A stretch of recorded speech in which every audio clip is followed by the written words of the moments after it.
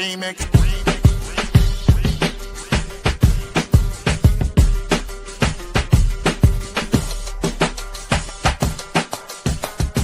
Remix.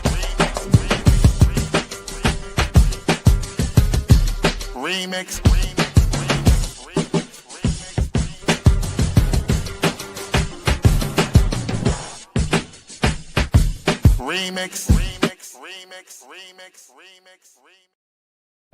Oh, yeah. Welcome out. This is the Remix Morning Show. Right here on Black Liberation Media. In case you didn't know, I go by the name of the Ear Doctor. And guess what, y'all? It's the God's Born Day. And we up in here, we celebrating right here, right now. That's right. Big 5-0, ready to go. But let me introduce you to my peoples, yo. Let me get down with the man them called Evan. And Renee Johnson. Cash rules. Happy birthday! Yeah. Happy birthday! Thank you. Are you gonna leave your cash up at You know I'm for the going whole show? I'm going for it right now. How did you Renee, you know me so well. You know me so well. I was going for it right now. Matter of fact, here's what you can do. All right, you can run to your phone and get your Cash App thing ready, and you can go ahead and send that to $EARDR1. We very much appreciate it, you know. Yes. All right. How's it feel, man? Half a century, you know what I'm saying? You out here, Wise. wise. Hey man, I like that. Feels good. It feels good. You know what I'm saying? I'm only as old as my age, and I've been getting told when I tell people all this week, like, you know, I'm turning 50. They like, God damn, black don't crack. So it's good. I feel good. Went out on the basketball court this weekend and served some youngins up. So you know what I'm saying? I still got it. You know, but I feel good, man. I feel good. How y'all doing? That's awesome. I'm doing good. Where you at, man? I'm in an undisclosed location. You know what I'm saying? I can't be saying all that. You know what I mean? I feel you. You know what I mean? I got you. I'm out here in the world. That's all you need to know. Okay, you doing work? Yeah. I had a busy work weekend. I had a busy Monday and got a lot of work this week, but it's all good. Happy to be here. Okay. And Renee, all day. What it look like? Oh, this phone, my fault, y'all. Y'all know I be driving, trying to. If Ear Doctor didn't make fun of me so much about my old car and how loud it is while I'm driving, I could just stay unmuted. But since I don't like to be tortured, I stay on mute, which means I have to find the mute button every time I need to say something. She got a rotary phone. Go ahead. You know, I actually might still have a rotary phone somewhere. I'm not even gonna lie. I still have my BlackBerry. I still have my BlackBerry. What was That's the two-way. I do still have my two-way pager. Actually. You still got your sidekick? I do. I never had a sidekick. Me neither. But I do still have my first cell phone, which was like a Nokia that looked like, it looked like a flip phone. That shit. No, like. Oh, you talking about the brick? The Nokia brick, the indestructible Nokia brick. The 80s drug dealer phone? God damn. The call Nino, they come in. Man, listen. They raided the Carter. Listen. Oh, snap. That's dope. Yo. It was a good weekend, though, man. I had a good time. I was outside doing things. Tonight, my cousin's taking me to a basketball game. Go see the Hawks do their thing. That's cool. And is your party this weekend? My party is this weekend. Yes. So I'm getting that all together. You still have to send me your address if you want me to send you a cake. Oh.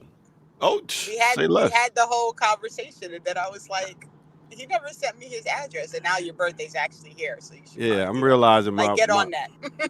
my short-term memory is like long-term memory. They do say the memory is the first thing to go. Oh my God. And I almost feel like I'm going to have Alzheimer's. Like I'm already prepared.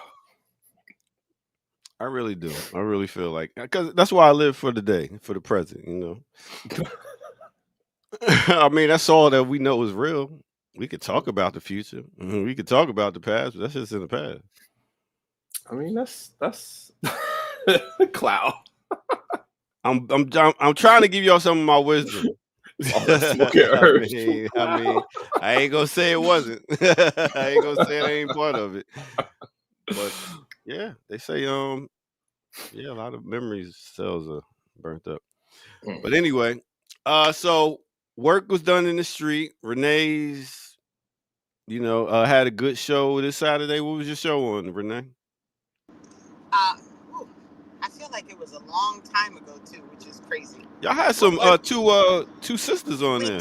We did. We had Lara Shihai on, and also Avi, whose last name I'm not going to torture, but Avi is a psychoanalyst, and she has a theory called exigent sadism that Lara introduced me to, and it is actually a really fascinating look at what happens when you decide to buck what the expectation of state is and to confront people by just like doing the thing that is like for example, wearing my Israel is a settler colony sweatshirt and recognizing that the state's not gonna like that.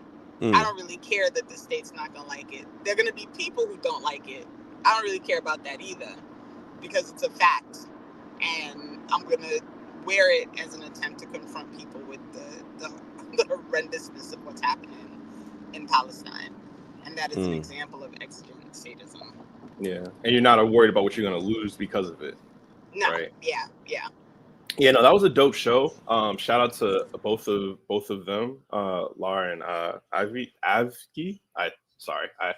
You just be fucking on names. No, I heard it and it's hard for me, but no, that was a really dope show. And the comrade from BAP Austin was on breaking some stuff down as well. So that was a really dope show.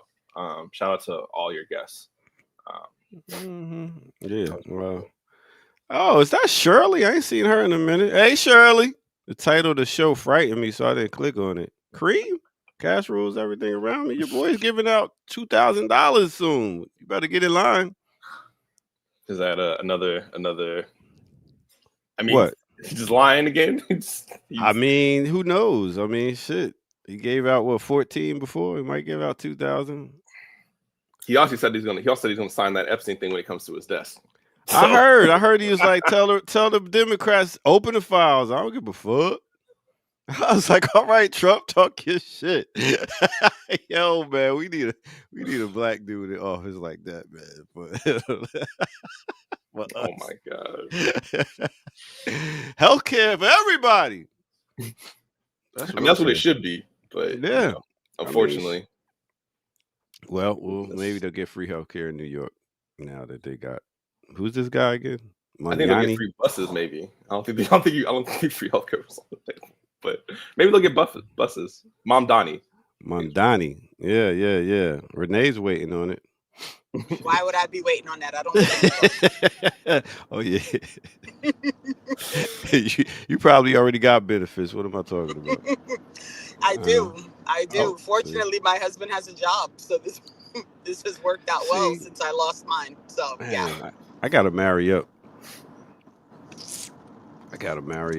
I did before. But yeah. Anyway. So it's the week of action in support of Venezuela. So that's something that we can talk about. You ready to pop up your flyers so you can talk about it? Let's pop them both up. I want to make sure I get this. Let's get this out the way, because before he even said good morning, he was like, "Yo, got me flyers." I'm saying, you want to? I was like, "God damn!" Listen, I got people. I got comrades I got to answer to. You know what I'm saying? Wow. I gotta get this done. They got foot upon neck, huh? Let me find out. All right, let's see what we got here. Yes, Comrade Elon, I'm on my job. Damn. All right, 10 years of Paca. Okay, this is first. Okay. So this is first. Shout out to PACA, Pan-African Community Action. We were celebrating 10 years of work, 10 years of being on the streets, 10 years of working with the people. This is our fundraiser. It's going to be on Saturday, the 22nd of November, from 5 p.m. to 9 p.m. In particular, wait, scroll back up. Going too fast. In particular, this event, right, is to raise funds for let's go, Evan. This event is to raise funds to support our work in the community, right? In particular, our People's Pan-African Wellness Front, which is our health initiative, and our Assad Shakur Study Group, which is our political education initiative. So please come out and support those. It'll be at the Palestine House of Freedom at 650 Pennsylvania Avenue. It's near Eastern Market in Southeast. All right, DC. 5 so o'clock. Okay. Come through. And then this is currently BAP's Week of Action. And we, in alliance with that or coordinated with that, we're going to be having a coordinated day of action on November the 19th, at noon. And this is really to support Venezuela's sovereignty. Please meet us at Barracks Row on Capitol Hill at 8th and G Street, Southeast Washington, D.C. This will be a rally. There will be speakers making the connections between militarism, U.S. militarism abroad, and our domestic colony here. You can see many of the organizations that are sponsoring, including BAP, right, including PACA, including DPC, right, and the party, right. So just want to make sure that we highlight those events. Please come out if you're in the area tomorrow and on Saturday. All right, there it is. Let's bring for Cabal K. Franklin. What up, boss? How y'all feeling? How's everybody doing? Everybody's good. I'm great, man. You're Your boy 50 today, man. What's good? Oh, happy birthday, my brother. You know what I'm saying? 7 years strong. We've been rolling, man. You know I know. I feel like I knew you since you was a youngster, a young man in this game. You know what I'm saying? Oh, hey, man, I remember when your beard wasn't so great, man. That was you crazy. was like in diapers and I had to carry you around like this and stuff like that. You know what I'm saying? I remember when you first started rocking the Long John shirts, man, and he's still going strong. I remember when you had hair, you know what I'm saying? You had like a whole, remember all that, you know what I'm saying? You was on your first corner spot, you know what I'm saying? And you worked your way up in the game, son. I remember all that. I remember when you first was like, yo, she pregnant. I was like, word. Oh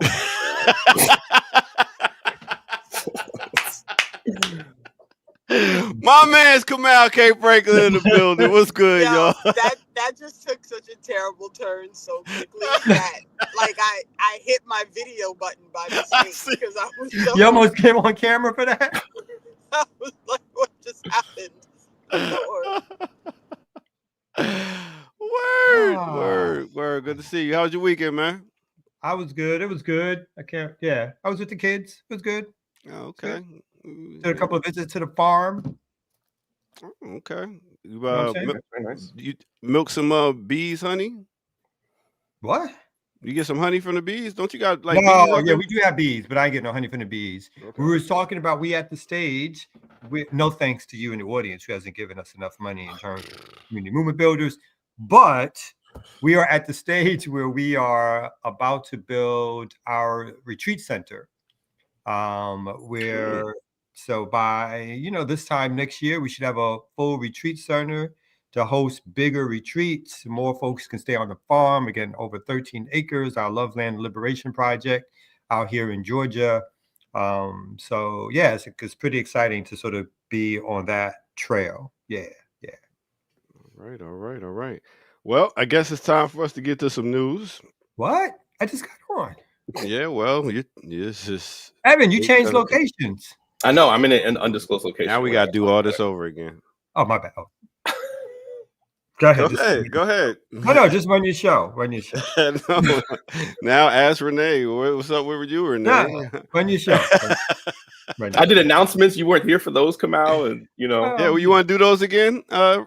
I'm gonna do them again at the end, so it's all good. But before we do, come out just in your wide, vast, long experience, right, in the movement. How many community-based orgs do you know that make it 10 years? Not a lot. Or they go into 10 years struggling, name only. That's right. So a lot of organizations do not do that. Do we have one besides Community Movement Builders, which is also having its 10th year anniversary? Well, Okay, no, this we're not going to do that. We're not competing. We're not competing. No, That who was else were we first. talking about? I thought you were the Oh, Community Action. PACA, obviously. I'm talking about my organization. PACA. We have a fundraiser on Saturday. we heard, Evan. What was you saying, Kilmau? 10 years too? Yeah, we've been out in the game 10 years, son. 10 years, 9 chapters, 10 years. We've been out here in these streets. You know what I'm saying? Let them cook, Evan. Let them cook. Oh, let me cook, Evan. Let me cook. Organizing the people. You know what I'm saying? 9 chapters across the country. Talk that We got talk. properties all over where we got our organizers working out the properties. We got stable community hubs in different places. We redoing our different cooperatives.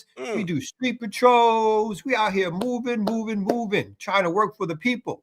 That's right. Free refrigerators for people outside that we had that food. until the snitch snitched us out kind of thing and called the cops on us for giving away free food. Yeah, that was. She called the cops on us. Free food during COVID. She didn't want people coming on her street that she didn't know, so she was kind of. Well, the crazy shit is that she used to use it, and then she got all mad because other people was coming getting her food before she could get to it. Wow, that you see why she did it. All right. A-Rob, come out. I emailed you. You did?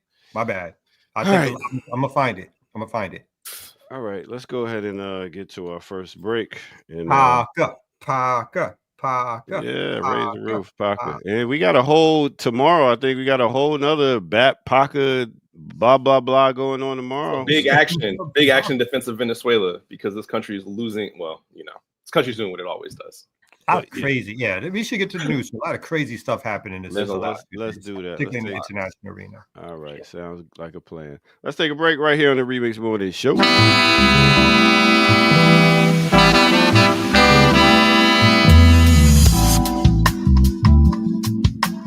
Cash rules everything around me. Cream, get the money. Dollar bill, y'all. Welcome out, y'all. This is the Remix Morning Show. I go by the name of the Ear Doctor. Thank y'all for tuning in, and make sure y'all hit that like button, subscribe. Oh, at the bottom of the screen right now, it says tip the DJ for his birthday, $EARDR1. But you can also go to blkliberationmedia.org and donate. Show your love there. We are demonetized as a channel, and every bit helps. You can also pull out your phone and go right there to the QR code. All right, boom. Let's talk about the weather. Let me get y'all in the right state of mind with my visual effects when talking about the weather. Bam, let's get to it. All right, so let's start off in the ATL. We got a high today of 72 degrees. Next, let's go to DC. They got a high of 50 degrees. That's a big little change right there.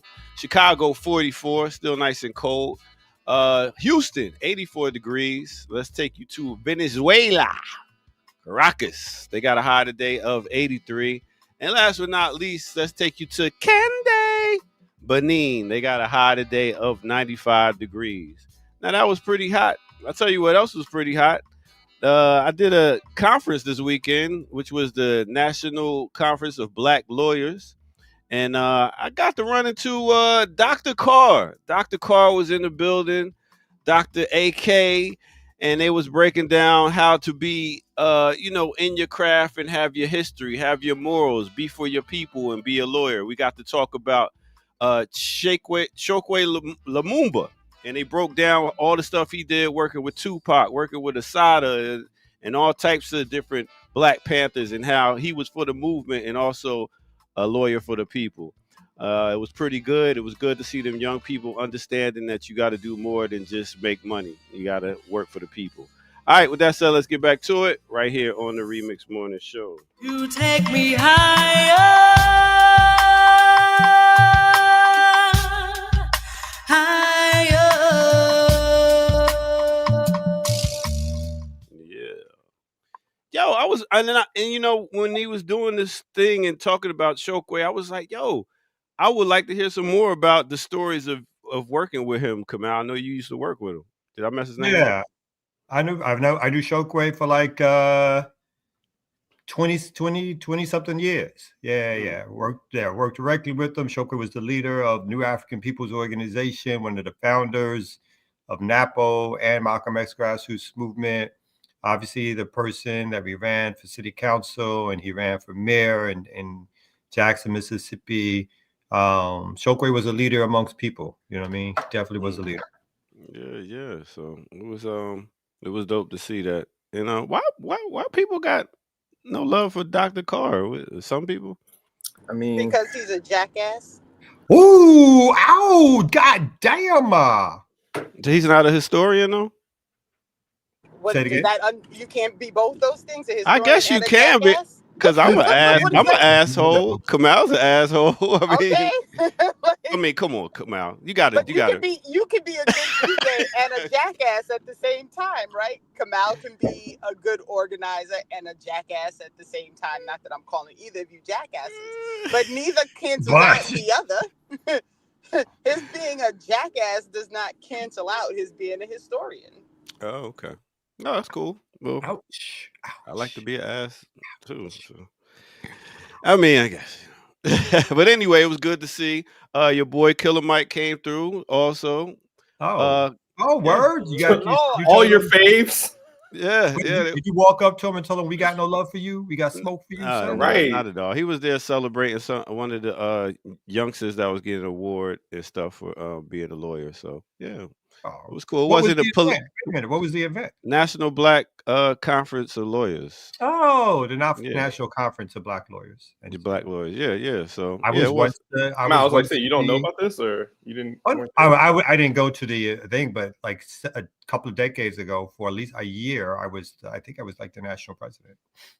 Okay, look at that. So yeah, it was cool. Everybody was out there.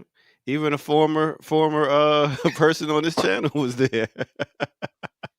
Oh wow! Did y'all hug when you first? It was a nice ignore. It was a nice ignore. Ignore. It was go up and say hi to the other band members and then walk back.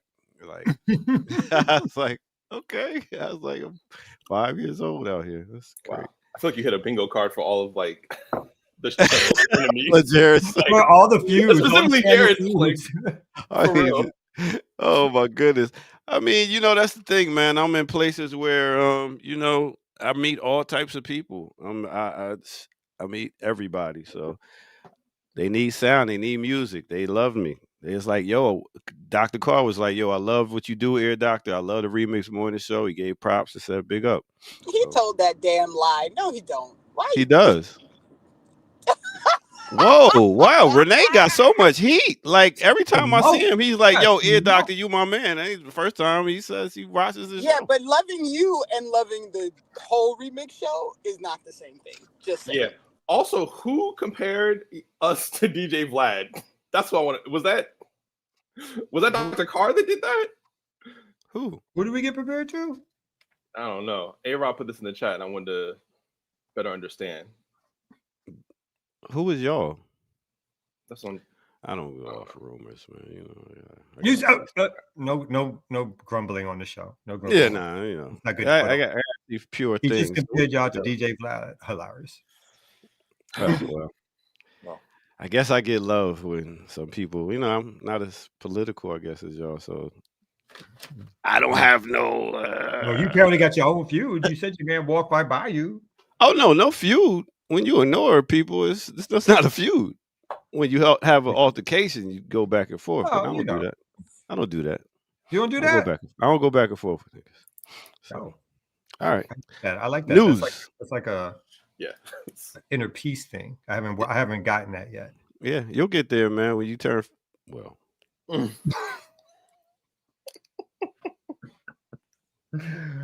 Yo, Remix Morning Show coming to you live. Only on the Remix Morning Show can you get that kind of like love and hate in all of within 25 minutes. Yeah. Here with Evan and Renee, we are here to drop some news for you guys. Hopefully you guys will drop some donations, bokliberationmedia.org. You'll drop some likes. You'll tell a friend to tell a friend. The only way we keep this channel going is to make sure that folks know what we're doing. People can come here and seek information. They can figure out what organizations to join. They can figure out how to get in the movement. and hopefully they can pick up some pieces here and there that can help, turn around some of their own politics, or they can add some things that help us learn some things about our politics, as the chat, as much to my chagrin, frequently does. It is the smartest chat that you will find in the land, and so folks should really, really come on and be a part of it. Y'all ready to do some news? Let's do it. Let's jump into it. Hit it here, Doc.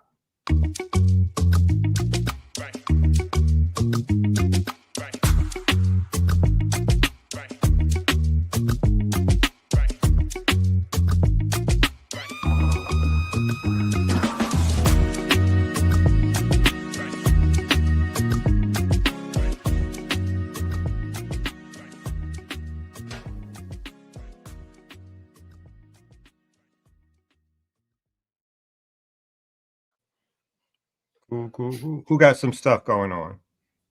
Let's see. We got.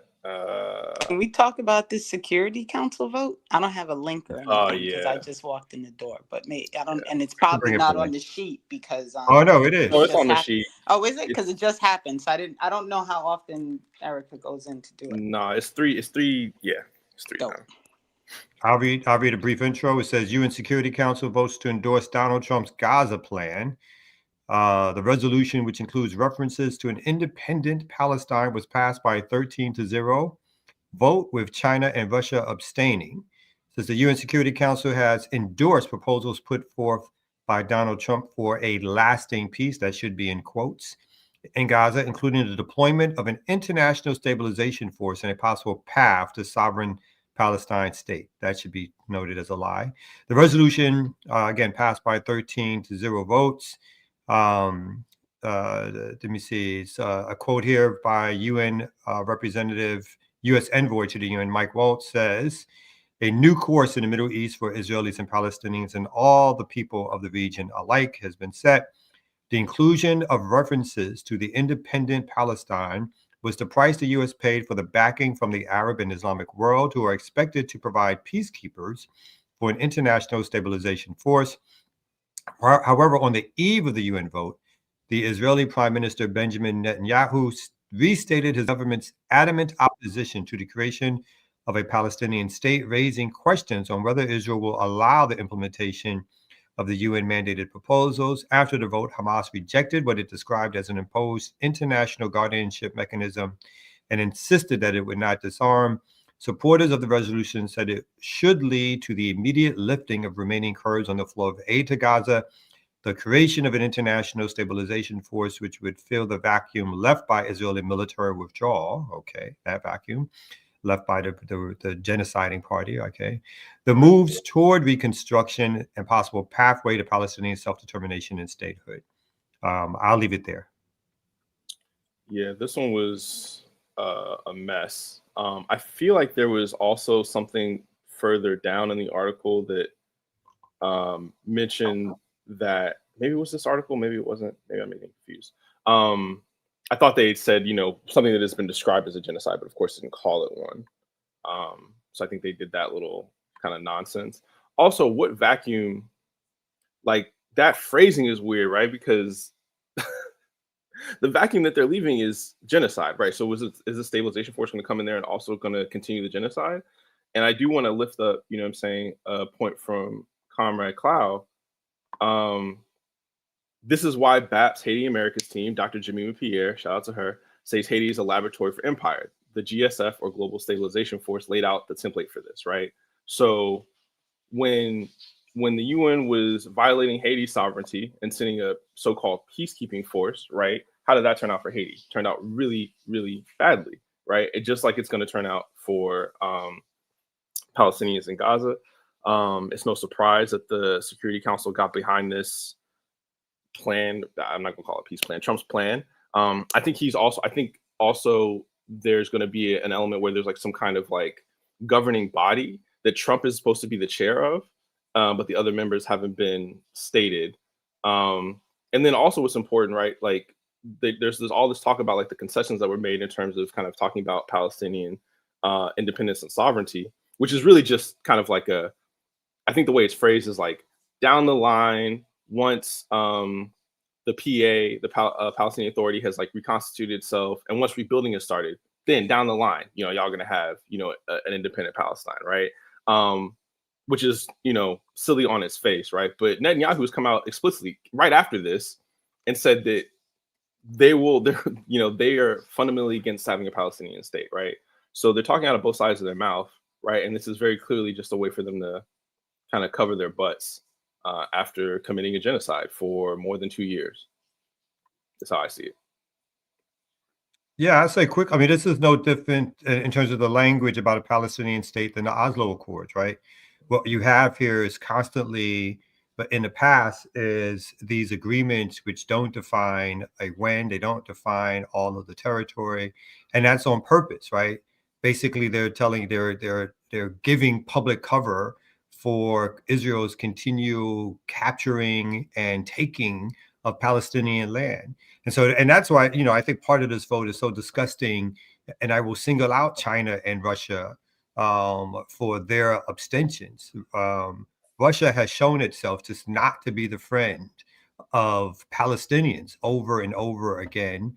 Russia, at the beginning of this war, when it went in, or the beginning before the war, when it went into Syria to keep Assad in power, could have done a lot more to beat back the Israeli forces, which it allowed to bomb both Hezbollah and Iran. And so Putin has basically instated that one of the reasons they feel a certain way about Israel is because, according to him, at least a third to half of the citizens of Israel come from Russia. So Russia gets no quarter whatsoever for their abstention. Basically, they voted with the same people who are basically at war with them through Ukraine. They voted to give them everything that they wanted. And I find that disgusting. People talk about China. China is not a full superpower. No full superpower will allow the West to continue to do what it's done in Palestine and in the Middle East. So for them to abstain also shows their weakness. And then finally, the capitulation again of the Middle Eastern governments, the Arab and Muslim governments, which time and time again have sold out the Palestinian cause, all to curry favor with the United States and with Israel, is completely disgusting. They know damn well that putting that language in this resolution does nothing to guarantee Palestinian sovereignty. They know damn well that Israel is never going to allow some international force that it doesn't completely dictate or control. And this is all measures to disarm Hamas further and to take control of Gaza, and to take further control, as this is happening, they are taking further control of the West Bank. So this is a terrible resolution, as expected, which does nothing for Palestinian sovereignty, only upholds and protects Western hegemony, particularly United States and Israeli hegemony in the region. Yeah. And just to be clear, the genocide has not stopped. I think it's kind of frustrating that they keep talking about this ceasefire deal when Israel's continued to murder people. So I just want to also state that. It's also frustrating for me, this acting like they're not killing people in the West Bank, and acting like it's this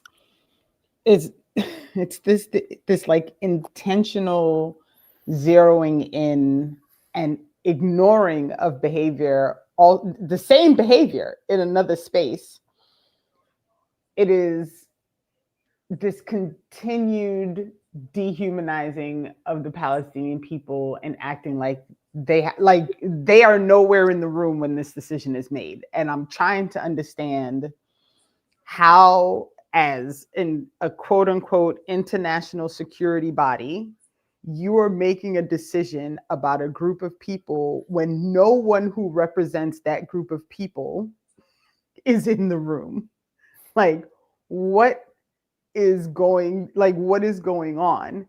And the audacity that two countries that have the veto sit and abstain. And while, I mean, for years now, the US has been the lone hand in the room, vetoing everything that could have any possibility of of respecting the lives of the Palestinian people. Like it is infuriating, and I'm trying to figure out where the group is that was supposed to be trying to push for the larger body in the UN to do this vote that requires the 60% that would then send in a group that actually maybe could have some role in helping the Palestinian people, that would block the US and Israel from being involved since they've been, and Europe from being involved since they've been part of the complete and utter destruction of Gaza and the genocide of the Palestinian people. Like, where is that going? Like, what is going on with that group? Where's that vote at? That's what I want to know. Yeah, I don't know where any of those votes are. And again, the United Nations is not a democratic body.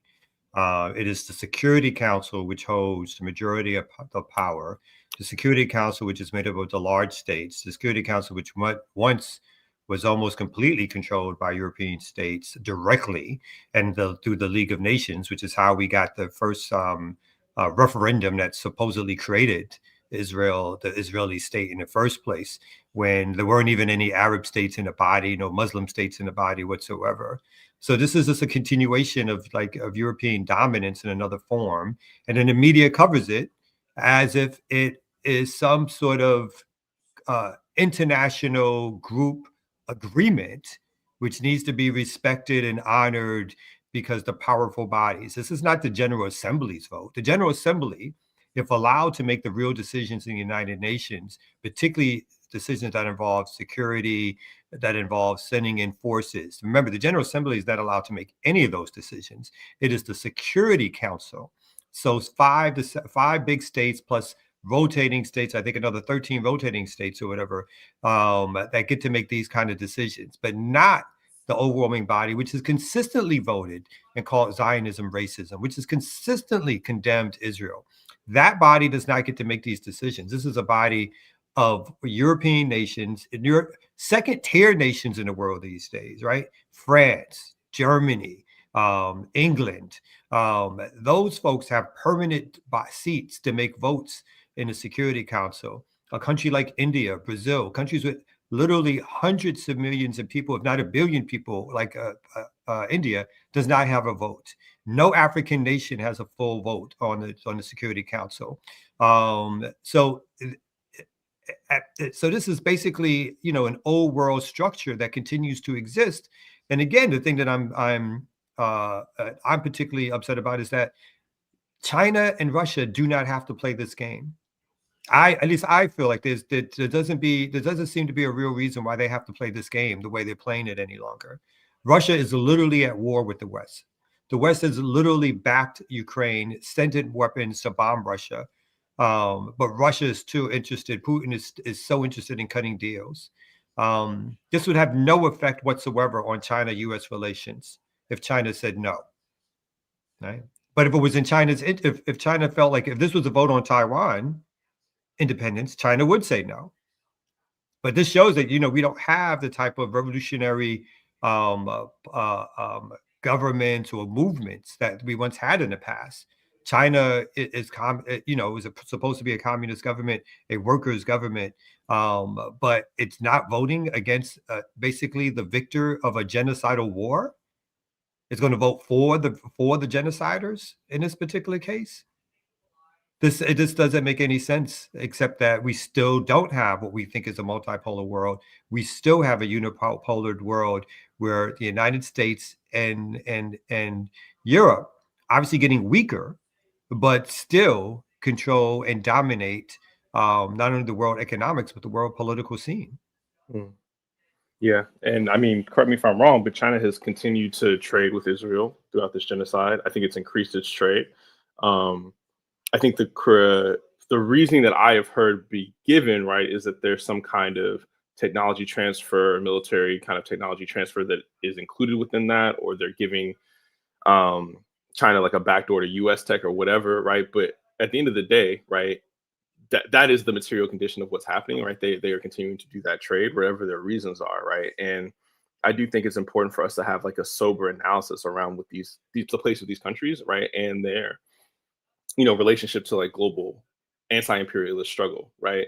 Because I don't, in BAP we go through this all the time about how this myth about China colonizing Africa, right? And like that isn't true, right? However, that doesn't mean that there aren't critiques to be made, right? Of China, of Russia, right? Of countries that maybe could do more than they're doing right now. So, yeah, I just think we need to kind of continue to keep an eye on that. Yeah, I think when history goes by, the only people and nations that are going to, at least in my humble opinion, stand tall over time will be the forces in Yemen. I was about to say Hezbollah, Iran, like the so-called axis of resistance, who don't have they don't have the economic strength, they don't have the political strength, they don't have the military strength, but yet they stood strong, right? And these nations paid prices. Their people were literally bombed because they stood up to warmongers. So for China, they stood up for what is legally required. Like these countries are legally required to intervene in the case of a genocide, and they all know it's a genocide, right? So like, even, I mean, shout out to Yemen, of course, right? But I just want to, they are meeting their legal obligations. Like that's what they're doing, and I feel like on the other side of that is that all these other countries are explicitly not only not meeting their obligations, they're kind of operating in contradiction to international law for whatever that's worth, right? Obviously, it's not. I mean, they're acting on the side of people who are creating it, who have literally murdered hundreds of thousands of their fellow Arabs, particularly talking about the nations in the Middle East, and their fellow Muslims, which is on its face should be thought about as crazy. Obviously, there's other politics that they are putting forth, and those are the politics of greed, of corruption. Those are the politics of being close to Western hegemony. But Saudi Arabia, a powerful nation, could have led an oil embargo, particularly against Israel, did nothing. Early on in this conflict, could have done that. Could have threatened through OPEC, could have threatened the United States with some sort of oil embargo, did nothing. They did nothing to slow down the genocide. In fact, the only reason there was any accord signed prior to like the accord that brought about the so-called ceasefire, which wasn't a real ceasefire, is because Israel went one step too far and bombed United Arab Emirates, seeking to kill more Hamas negotiators. And they caught their near chips with Trump, right? Because of all the money deals. Because they, not because they bombed Palestinian land or murdered Palestinian children, bombed Palestinian mosques, schools, hospitals. That wasn't why there was a ceasefire. It was because they took a step too far and they burned they basically bombed a piggy bank of the United States. And that's why we got even the accord that we did get. So it wasn't because all of a sudden someone saw some light on the genocide and what was happening with the genocide and decided that morals should trump people's personal, political, and economic interests. That didn't matter at all for these folks. The only thing that matters is that, you bombed us. Now, no, that's a step too far. You can kill 100,000 of our fellow travelers, of our so-called people, of our so-called Muslim faith, people of our Muslim faith. You can do that, and we won't utter a word. We'll keep quiet.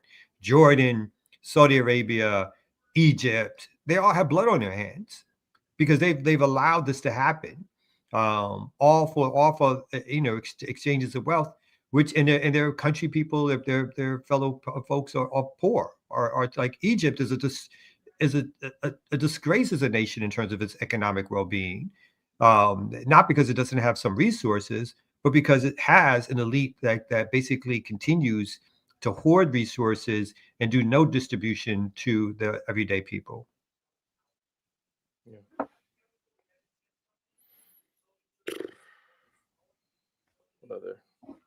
What other terrible news do we have?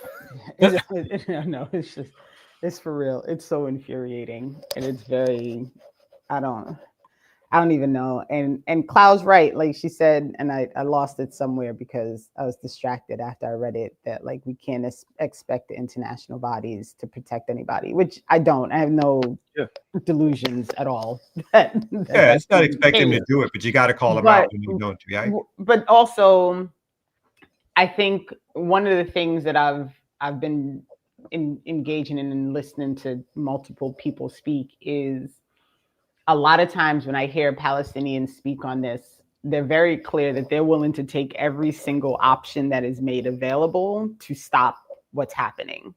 And so this is my thought is not so much about the Security Council. They've been useless from the beginning, but this larger question about the larger UN body and this vote that's supposedly possible if they can get 60% of the body to agree, that maybe if the countries who are actually invested in saving the lives of Palestinian people would be involved in this process, that there could be some benefit to that. I don't know if there could be. I don't know if it will serve any purpose, long term. But if there are folks who are in Palestine who are saying they need to have this vote, and if there is a group of countries that are willing to send people who are actually going to be helpful because they're not involved in the genocide, then I'm in full support of that. Mostly because I just want the Palestinians to stop getting killed off. I want them to stop getting blown up. I want this to stop. And if maybe this happens in Palestine, perhaps it is a roadmap to stop it in Haiti, or a roadmap to stop it in Congo, and I don't know, but there has to be something, right? There has to be something. Yeah, I mean, honestly, I think the best thing we can hope for is for it to heighten the contradictions, right? Because the mechanism does exist, right? Whether or not, the Security Council or the U.S., EU, NATO axis of domination that BAP always talks about, whether that is allowed to happen, right, is another question. But I do think that, at least hiding the contradiction and allowing for people to see what this, as Eric was saying in the chat, right, what this body can and can't do, right? Very much connected to its history, right? It was never made, it was never designed to be a body of liberation, right? That was never its purpose. But it would be interesting to see that contradiction, the ones you're talking about, Renee, kind of play itself out. Because if only for people to realize that we need to create a mass anti-imperialist people's movement, amongst the global South, amongst organizations, right? Even if that's what comes from it. Yeah, I don't know which body would have some power to do something over the Security Council. I would only suggest that the only ways in which these bodies change is either through radical revolutionary governments that protest them, right? That leave them, Right. or that directly challenge them. And so what we're missing is a larger revolutionary movement that will literally challenge them, because basically the capitulation to Western hegemony has almost been complete at this particular stage. So these bodies won't change until the world situation changes. And again, because the hegemony of the United States and Europe, they are seeking, right, and continue to seek, and have always sought to stomp out resistance. Hence Venezuela, hence Haiti, hence the axis of resistance. And as we speak about, I think here in other places, it's not always this left ideological forces that they go after. Any ideological force that claims to move away from Western hegemony or Western control then becomes a source to be, a place to be taken down, or a group to be taken down, or a government to be taken down. This is really what they do over and over again. And again, those nations that seem to be strong enough to push back. Again, revolutionary China certainly did not have the resources that current China has. But yet revolutionary China, at least at one point in its history, gave weapons and material aid to radical revolutionary movements that were fighting Western hegemony. The USSR was never a big economic powerhouse of a country, but yet under a different ideological belief system, it helped support the liberation struggles that we hold up to this day, right? And so the fact that there are allies and friends who would go against Western hegemony that were big enough to do so, but not the biggest in the world, meant something. In these days, as other countries still again challenge Western hegemony, they don't have the friends that they used to, right? The friends with institutional resources, those folks are not around. And again, I call out Russia in particular because the West is literally at war with them right now. They lose nothing in terms of what's already been happening to them by going out and saying and voting against this, and vetoing this. China is economically not dependent on the U.S. China has made itself over the last decade or two, has slowly made sure that its economy is somewhat decoupled from a lot of the United States. The harm that the United States can do to China is mutually assured that China can do harm back, as in what China had already threatened with the minerals and so forth, that they were going to hold back. So China has weapons at disclosure too, and no one is suggesting right now that they would be sending their own troops to defend Palestine or anything else. But there's so much more they could do in the middle, which would have no impact whatsoever on their economy, which would have no impact whatsoever. Whatever trade China does with Israel is probably negligent in terms of any GDP for China. Whatever technology China gets from Israel, I'm sure there's other places that China can find that technology. In fact, China itself is building up its own technological resources so that it doesn't have to depend again on the West.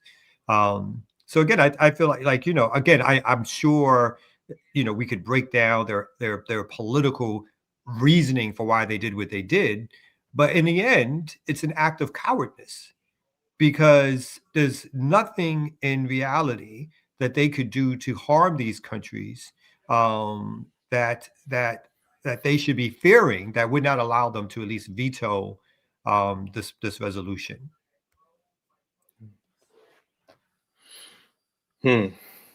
Well, I feel like this is not directly related, but I do think it's important to point out, right? Like while the U.S. is doing this BS abroad, meanwhile, 24% of households, almost a quarter of households in the United States, are living paycheck to paycheck. So I wonder if we could maybe jump into that one after this. Yeah, we can go to that story next after we bring up the ear doctor for a quick break. All right. Good reporting. Yeah, I guess it's time for a break, and then we can come back with some more right here on No Other. Big shout out to Corey. Send some birthday love by going to my Cash App and showing some love. I'll put it up one more time. Big up to Corey, $EARDR1, birthday love. I appreciate it, Corey. Big up to you. Thanks for the love. All right, let's go ahead and take a break and come back. Why your faces like that? Well, I was, that you took the time to try to get some money in your pocket. You know what I'm saying? Yeah. But two, I was also reading the chat, and I do, after we do Evan's story, I do want to come back to the idea that somehow Venezuela is not being invaded because of Russia, which I don't think is true at all. But let's get into the discussion. Okay, let's stick around, y'all. Let's get back to that discussion right after this break, right here on the Remix Morning Show. Damn it! Why ain't the music coming? Where's the music? Oh, there we go. Hey, remix on the remix. Happy birthday, yeah, my friend. One more year on them. Go on a vibe, give thanks for life. Next year we doing it again, yeah. Happy birthday, yeah, my friend. One more year on them. More life to you, can we there till the end. Real from the heart, no pretend. Big birthday, push. If I ever panic, come nigga, splash. Give thanks for your life, oh gosh. Watch it, they make me go dip in at the stash. Drink and smoke, so we frost. Turn up the sound box. Y'all them a bubble to the max. Everything well, cool and relaxed. So we send out the location. They a pass cut. We pop champagne non-stop, yeah. Happy birthday, yeah, my friend. One more year on them. Yeah. Go on, one a vibe. Give thanks for life.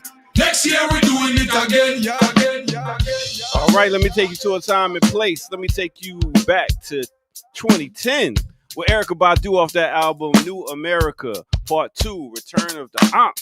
Name of that song is Turn Me Away. Mixed with a little bit of 2024, we talk about the man them called Busy Signal. Name of that song is Happy Birthday. Hit that like button, subscribe if you're new to the channel. Go to patreon.com, become a member over there, get footage that's rare, donate where, blkliberationmedia.org. Show your love, hit that like, tell a friend to tell a friend it's on again. And if you like the mix, you like the love, you see that at the bottom of the screen, $ERDR1. That's right. With that said, hope y'all have some fun and let's get back to it. I'll wait on your doorstep till you let me come in. Hey, I'll be your best friend. Say, money, can you come out and out and out and out and out and out? Yeah. All right. That was a dope mix. Thank you. Appreciate it. It wasn't bad. I thought it was all right. I don't usually think my shit is all right, but I thought that was all Oh, right. really? You're not a big fan of your own mixes? Sometimes. Sometimes? All right. Yeah, it can't be hit and miss. I agree with you. Yeah, like sometimes, you can go and check out the organic blends mix where all those are certified bangers. Yeah, but is that going to be any good? Considering that's already been out, bro, for like a minute. Was it good though? You just said that you're not even. It was great. It was great. It was bangers all day. Stop playing. Aren't you on like volume 2 now or something like that? I thought you. I was supposed to be. There's a lot of things going on. We'll wait for the announcement. I don't want to. It'll be here soon, before the year's out. All right. Yeah. All right. Oh man. Okay. Kamal, could you bring up that story? Well, you got to do a little intro thing. I won't do it until you do a little intro. Welcome back to the remix. Go ahead, do a little intro. Let's get you popping on that. Go ahead. Okay. Welcome back to the Remix Morning Show. Thank you everybody for coming out. You could be anywhere this morning, but you're here with us. Shout out to the chat as always. Excellent points from the chat. All my comrades, shout out to them. And please donate, not just to the ear doctor for his birthday, but also to this channel, right? So that we can keep bringing you this excellent analysis, these excellent mixes, these connections to movements on the ground, like Black Alliance for Peace, like Pan-African Community Action, like community movement builders. Yeah. That was good. Good. It's getting better, huh? I liked it.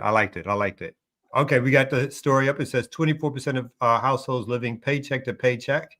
An analysis. Do you want to read some of it, or you want me to? Or do you want to? Yeah, I can read it. Just okay. Let me. Okay. A quarter of American households are living paycheck to paycheck, according to a new analysis from Bank of America. Slow wage growth has contributed to an increase in households with limited savings. Lower income and middle-aged households bear the brunt of rising costs. The number of middle-aged households living paycheck to paycheck has increased compared to Generation Z and the silent generation, older than baby boomers, whose conditions have relatively stayed the same. Higher income millennial households saw their wages, I think this is the funny part.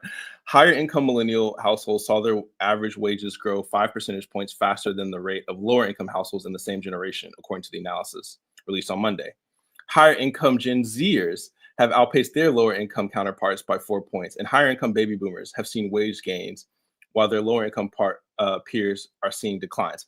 I want to pause here because this is the BS that the capitalist media gets up to. Do you see how they break up these generations and say the higher income part of this generation is doing better than low income? Just say higher income people, right? Our households are just doing better across the board. Just say that, right? But that would obscure the kind of class analysis that this is trying to avoid by making this generational. I just wanted to point that out. When I was reading that, I was like, oh, that's slick. Consequently, these higher income cohorts are more able to absorb the recent acceleration in inflation due to their outsized wage growth, while lower income households' wage growth has not kept pace, it added. For the report, households were defined as living paycheck to paycheck if in the quarter their necessity spending exceeded 95% of their income. Necessity spending is rent, Like all your bills, things that cannot wait, things are going to come out of your account regardless. The bank found that the number of households in the Northeast and Midwest living paycheck to paycheck increased using year-over-year data, while decreased for those living in the South and the West.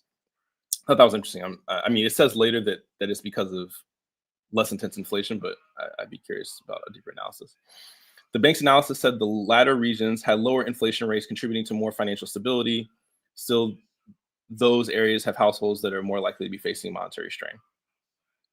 I'm trying to think if there's another piece of here that I wanted to call out.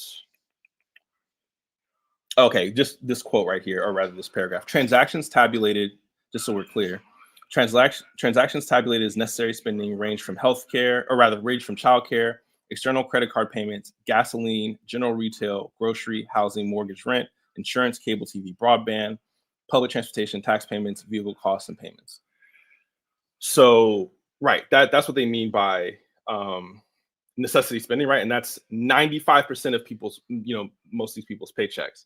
And something I want to point out, not just that class kind of them trying to mystify the class element of all of this, but also when we talk about when BAP talks about defeating the war against African people at home and abroad, this is a part of that war, right? This is an economic warfare against people, right? People that, are trying to survive in this country, right? And the way in which that war is waged, at least economically, in all ways, right? But in this case, economically, directly relates to how the U.S. operates abroad, right? All the money that is not spent here, feeding people, clothing people, housing people, right, gets to get into the military-industrial complex, rotation, so that people can make money off of it, right? When we talk about war as a process of accumulation, right? This is how that works, right? Sucking resources and accumulating resources from the working class, from colonized population. So those are the only things I wanted to point out. But this is gross, right? And this is the same country that touts itself as leader of the free world, quote unquote, and all this other nonsense. A quarter of people are in this situation in this country. A quarter of households. And I'm sure if it says a quarter, it's much higher, right? Sure. I'm sure if it's a Bank of America study, I'm sure that the obviously I think the rate of poverty and need is much higher in this country than what they're letting on. If I'm spending 80% of my check instead of 95% of my check, I'm okay. It's just 80%. What percentage am I? Yeah, 80. If it was an 80% as opposed to 95%, then I'm sure it's probably like 50 to 60% of the population, right? That's having to put the vast majority through these so-called necessity items. I saw some picture over the weekend. Someone showed like U.S. fighter jets, like all in the desert, like riding away, kind of thing. Just like and pointed out the obvious. Like imagine if that money was spent on healthcare or housing. So it's never a case that the United States doesn't have the resources. It's always a case of who gets the resources. Something else I saw pointing out this weekend that Elon Musk is now worth $500 billion. And that within 2 years, the expectation is that he will become the world's first trillionaire. Celebrated as if that's somehow a positive thing, that kind of capital accumulation can happen while, again, people in this country and all over the world are starving, or that they can give out $60 billion to whoever their friends are to keep them in power. But it hasn't led to, again, people are so isolated and feel like they can't be a part of something, that it hasn't led to the upheavals that it should have on a regular basis. And I think that's also part of the problem. Like the propaganda system is so strong that it continues to isolate us, where all day, any day, we're busy talking about things or involved in things which doesn't have anything to do with the redistribution of resources. And unfortunately, a critical mass of us are involved in those other things. So, so the system is still as capitalism is still getting weaker, which I think is true. It is by no means fallen on its face and about to die. As hegemony around the world is getting weaker in terms of U.S. and Western hegemony, by no means has it fallen on its face and is about to die. That will only take a worldwide people's movement. So when people say to me like, "Oh, the reason why the capitalists or the U.S. or the whatever military it is acting so violently is because they're at their weakest," I was like, "Is that what you think?" Because that's not to me a demonstration of weakness. That's a demonstration of brute force, of saying that they would use and continue to use all means and mechanisms to continue their domination over the planet and over people. And it's only our lack of organization, I think, that stops us from putting up a real fight. Yeah, and I would agree. I would just say that the weakness, when I talk to comrades about that, it's really about the ideological weakness, right? Like they're um, this idea, right? This myth, that this American myth, right? That has been propagated for such a long time, that is crumbling, right? And people are less receptive to that, not just because of material conditions, but because of the work that organizations on the ground, like the ones we're attached to, have been doing for such a long time, right? And building people's consciousness. That being said, to your point, they still wield an absurd amount of military and physical, right, and coercive force, right, that needs to be reckoned with. So, yeah, just want to kind of make that Yeah. distinction. But yeah, you're absolutely right. And just to be clear too, like that propaganda, I'm so real quick, that propaganda, even those propaganda gains can be rolled back by other propaganda that comes out to take its That's place. true. So it's an ongoing That's true. war. I'm sorry, Renee. No, you're good. I don't know that the US, I know in multiple places people are seeing the cracks. I don't know that people really understand how much bullshit the US is about. I really don't know. I mean, it's definitely, I would think vis-a-vis Palestine and Israel, it has definitely shown its horns in multiple ways. But you still have people, I mean, look at what just happened in the Security Council. Like, you still have people bending the knee. You still have the president of Trinidad pretending like, the US blowing up ships in the ocean is not problematic. You still, like, there are all these things happening that make me wonder, like, I think people, like regular people in mass who are paying attention, are definitely, more people are clear now that the US is like a mess, right? But I don't know that any of the people who are making the decisions, whether they're aware of it or not, are doing anything that counters the strategy of the US. And as you see different, like you see Canada literally like just running behind the US and doing all the same dumb shit that the US and the UK are doing, right? You see the UK making decisions that are literally like hemming up Holocaust survivors and throwing them in the backs of vans because they support groups that don't support genocide, right? You have, wasn't it just an election in Chile where the right wing, like, presidential candidate won? Like, so it's not even a question of whether or not what you're saying is true. It's a question of whether or not the validity of the actual reality of what the US is doing, what's happening in the US, is actually moving forward in any way, shape, or form that can stop the US from doing the shit that it's doing. And I don't know that it can. I don't know that it is. Like, it's just such it's just it's so, like, messy is such a bad and poor word for it, but it's also like the best word for it because it's fucking messy. Like, it's just a mess, and everyone's afraid of what the US is going to do in response to the thing that they do. Like, for all we can say about China and Russia, it wouldn't even, we're already a proxy war with Russia. Why wouldn't Russia veto it? The fact that they didn't veto it says everything. The fact that China didn't veto it says everything, right? Because they had the ability to do so. And US vetoes shit all the time without even blinking about it. You know what I'm saying? So I don't know. Just some thoughts. No, good thoughts. I agree. Like, I agree with that.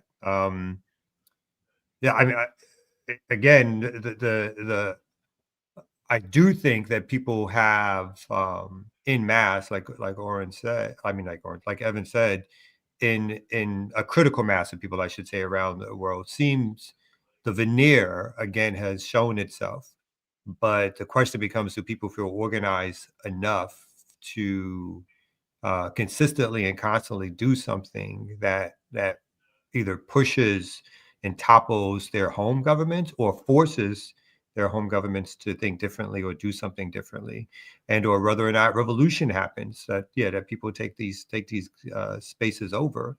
I think that's very much in flux in terms of what can happen and won't happen, but it does. But um, the fact that we've seen so many mass protests against Palestine again over the last 18 months to 2 years, and it probably did have some impact, obviously, on what was taking place, but not the sufficient impact where, again, day after day after day, we see these videos of Palestinians being murdered and killed and their land taken, burnt, so forth and so on. So and particularly by these so-called Israeli I don't even know what to call them, who go into the West Bank and other areas and freely act the way they want to, with the idea of standing there, watching, supporting, pushing back.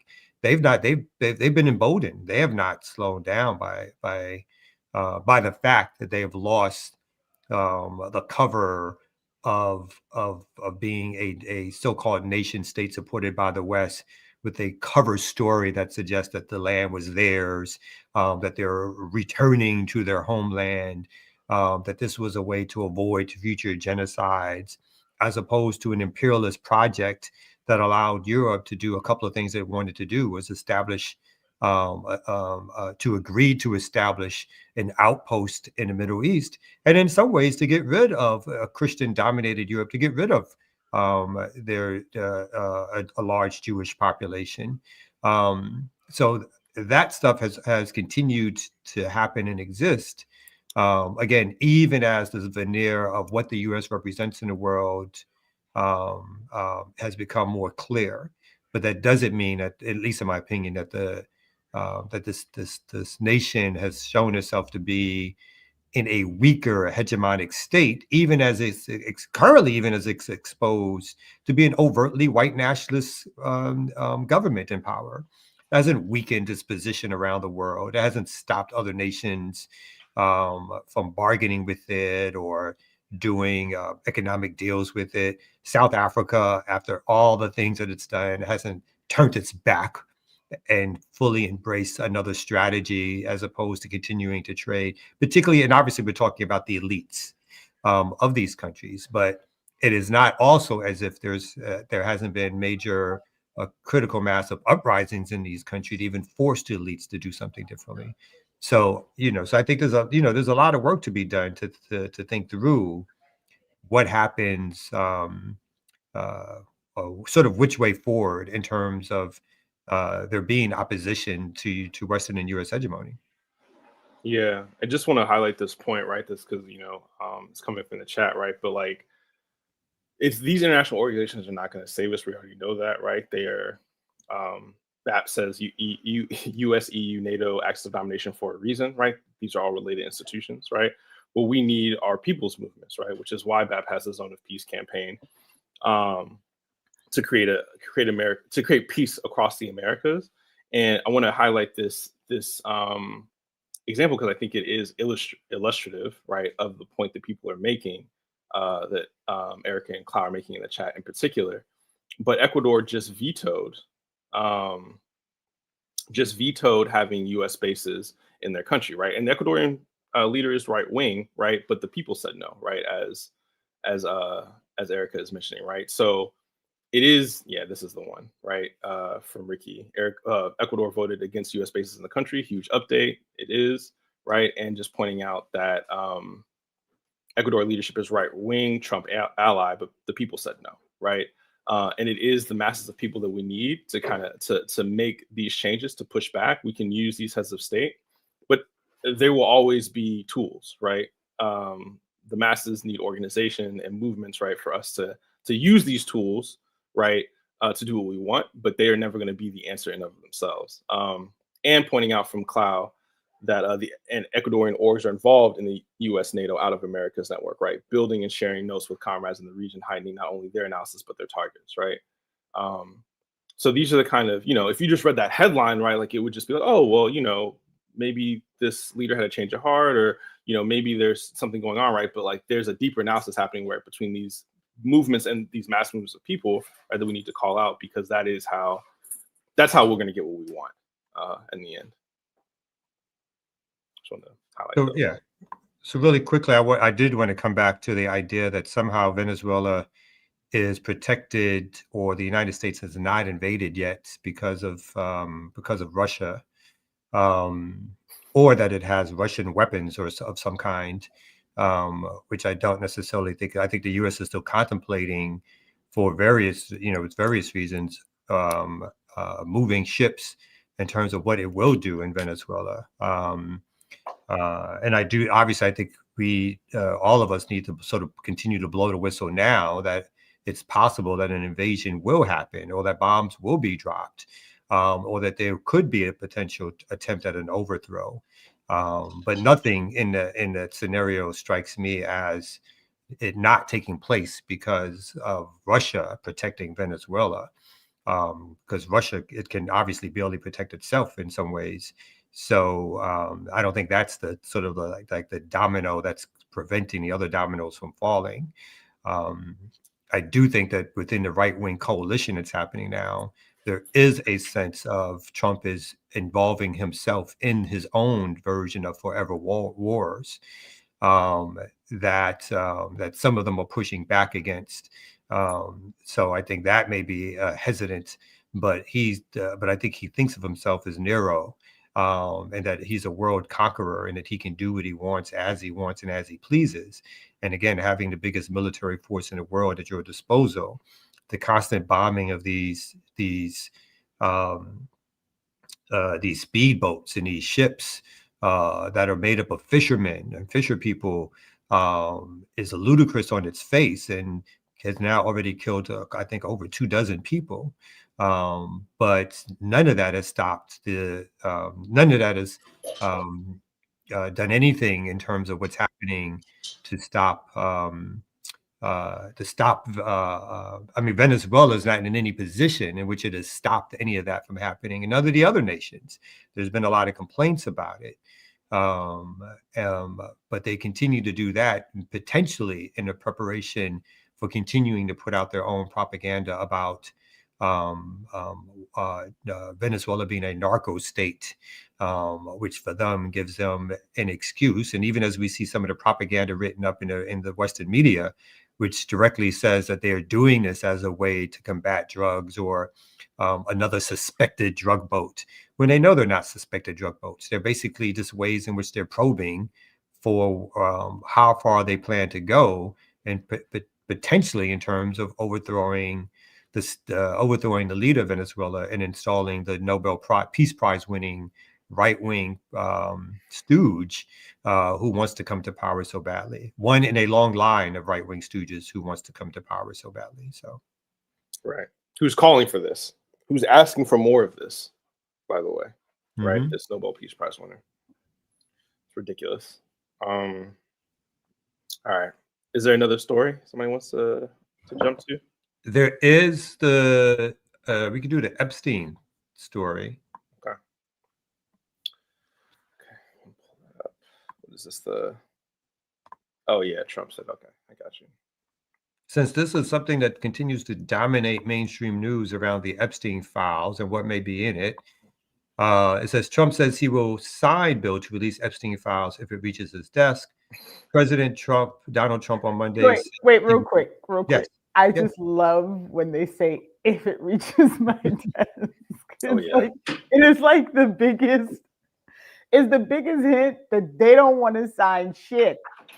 But he feels like he has to say this. But he probably also knows it's not going to get to his desk. It's such bullshit. The man writes executive orders like he wipes his ass. Like every day he's writing something to demand something, to make something happen. You could write an executive order that says release the files, no? So this is bullshit.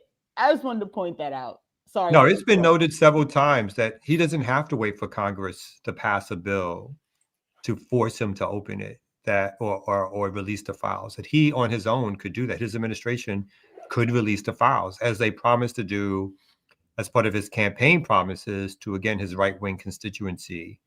But he has not done so. And obviously the speculation that he has not done so because the idea is that he is mentioned too much, or there may be too much information in there that directly relates to him, and or my speculation would be it directly relates to other people that he is close to who are now asking him, like, look, we knew that was a campaign promise, but let's sweep this under the rug.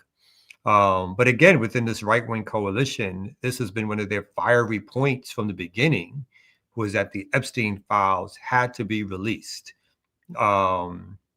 Because somehow, this became some huge issue within the Republican right-wing camp around how it exposes the pedophile of a certain class of folks, pedophilia amongst a certain class of folks, being in bed with Epstein, both literally and figuratively, of course. And this has been sort of a cause célèbre around corrupt leadership. And Trump seized upon that during his campaign. But once he got into office, he flipped and said that he would not release, or they would only release certain small things that did not include him. And I think with this recent dump by the Democrats in power in Congress of some emails, the fervor has only picked up again by the right wing, which was at some point recently deciding not, like Mike Johnson, the leader of the House, Republican leader of the House, would not call a vote, would not do anything. But now they were being forced to do so. And there is part of a speculation that now he's lost control of the vote on this particular issue, and that there's a possibility that the Republicans and the Democrats will have enough votes to call for the release, and that now he's trying to get in front of this by suggesting that he also wants it released. So there's a lot of game playing here around what the files, and again, most of us don't know what the file are in the files. There's a lot of speculation around it. I'm sure he knows what's in the files. And I'm sure that there'll be, even if they release the files, there'll probably be multiple pages that are redacted or not released with everything else that comes out. Or they'll do such a huge dump of files that it will take forever to get to it. And they'll try to create their own conspiracy ideas around the files to take people's attention away from Trump and what Trump knew and what Trump was involved in. So really quickly, it says President Donald Trump on Monday said he would sign a bill to compel the Justice Department to release all files relating sex offender, to sex offender Jeffrey Epstein, if it reaches his desk. He says, I'm all for it, he said as he took reported questions in the Oval Office, pressed again moments later if he would sign the bill that the House is set to take up Tuesday. Trump replied, sure, I will. Let the Senate look at it. Let anybody look at it. But don't talk about it too much, because honestly, I don't want to take away from us. It's really a Democratic problem, he said. The comments come after Trump's sudden reversal on Sunday that House Republicans should vote on releasing the files after his months-long opposition to the measure, an effort that reluctantly culminated with what sources said was an attempt to dissuade GOP Representative Lauren Boebert in the White House Situation Room from supporting the discharge petition to force a floor vote. So the basic story is that after they've attempted now to do the things that they've done to keep the files from being released, they now see the possibility that the files will now be released, and are hedging their bets in some ways to suggest that they want this stuff to come out into the public and they want it to be aired. Yeah. And I mean, the more you read that article, right, it's clear that Republicans are it's like they play this game right now. Trump is willing to sign it, but the Republicans in the House and Senate are like, well, we got to see what's in it, and we'll see what happens, right? So it is absolutely the game that they're playing, right? Kind of continue to toss the ball back and forth. right?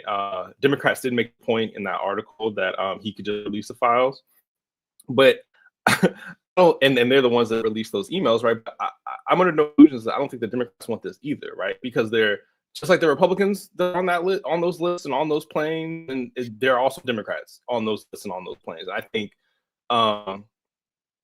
the expression of the ruling class that our government is like has absolutely no interest, right, in elucidating any of this, right? For me, I feel like this is, a distraction that they can, while they try to wage war against Venezuela, while they continue to commit a genocide in Palestine, right? This is something they can just kind of continue to, throw back and forth and keep in the media, right? But I do want to, regardless, like, let's say they do release these files. Like Stone Chatter was in the chat about, okay, let's say release the files. Who's going to hold any of them accountable? Like, then what? Right? So what?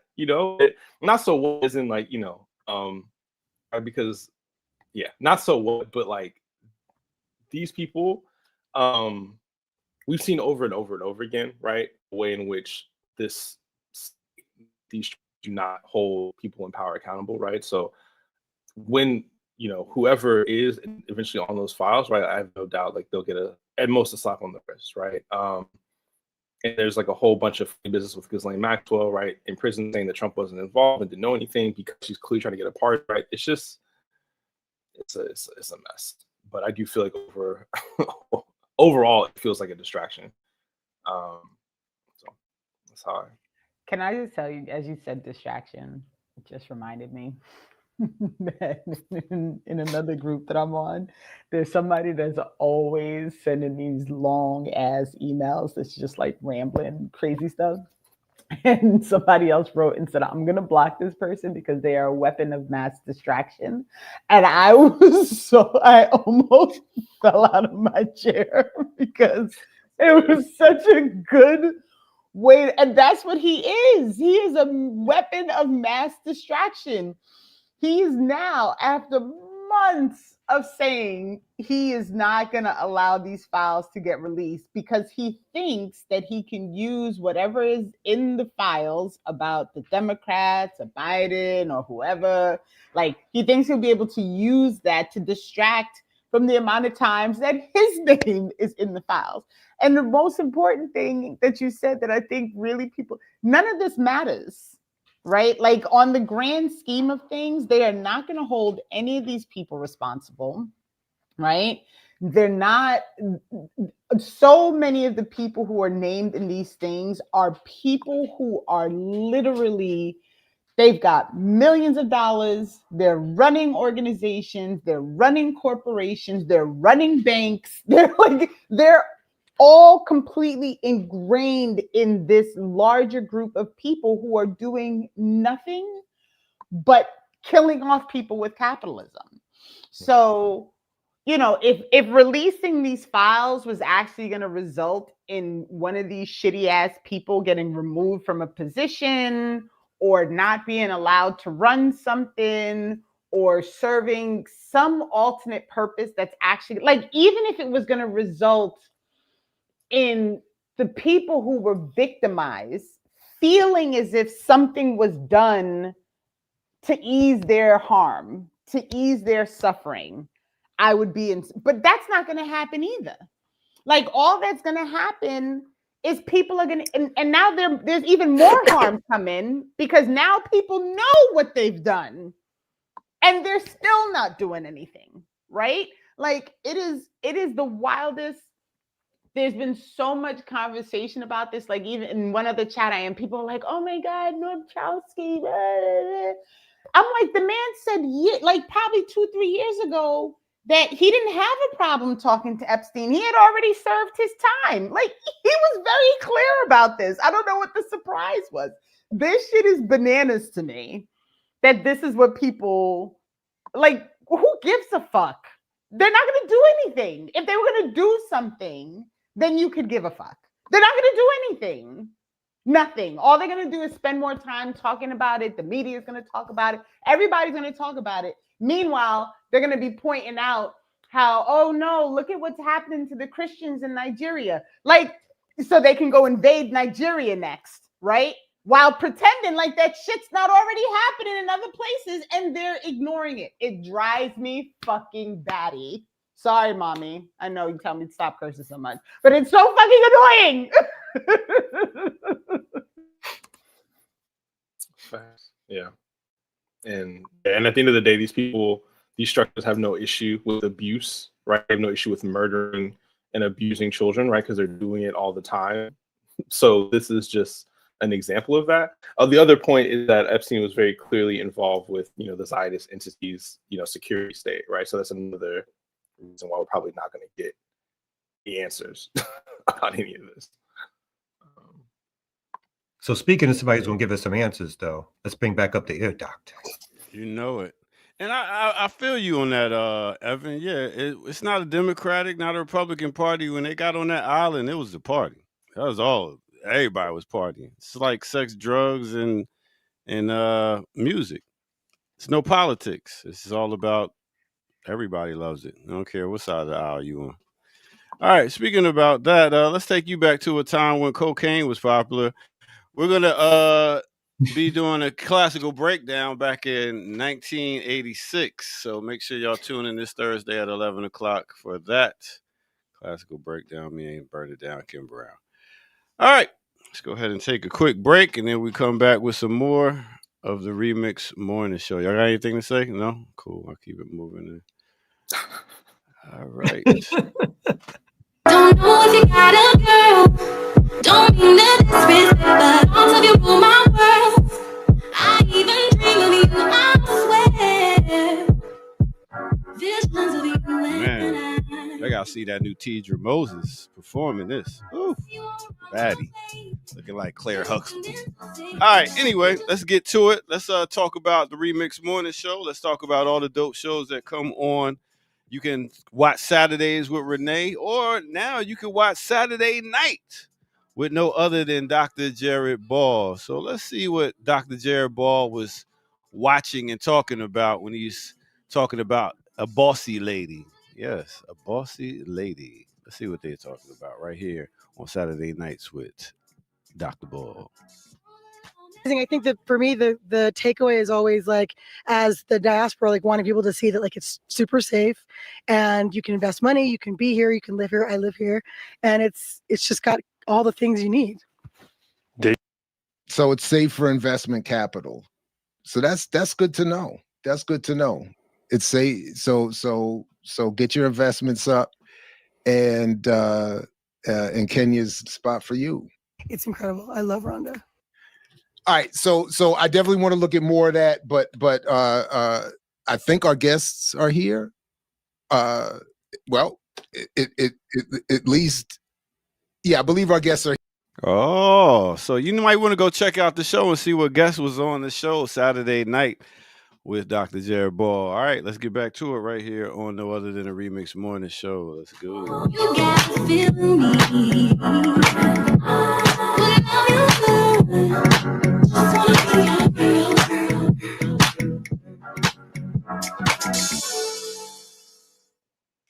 So wait a minute, they were investing where? In Africa. In Kenya. Oh. In Kenya. In Kenya? They're Yeah. investing in Africa, Kamau, obviously. Oh. Africa. And who was that? Who was the woman? She was that? That's Khalees. Khalees. That's That was Khalees? Milkshake. That's Milkshake? Milkshake. Yes, she's Yeah. bossy. Oh. Yes. No, Milkshake. Yeah, she got a milkshake. Milkshake. All right. Who are those other people? I wasn't looking at them. And I kind of heard it out the back of my head. Like, then that's all I cared about him. I was like, what? Like, those jeans. That's the anyway, genuine. You're right, yeah. Tried to redirect. Yeah, no, you did. You tried to make it, yeah. It's just like it's not on his birthday. He won't stand for it on his birthday. But since we are talking about folks who are trying to do political things, I have one more. I have definitely a story that we need to talk about. So, Nicki Minaj. Apparently, Nicki Minaj to spotlight, because you brought this up, Renee, and so it made me go find a story. You said in passing, or whatever.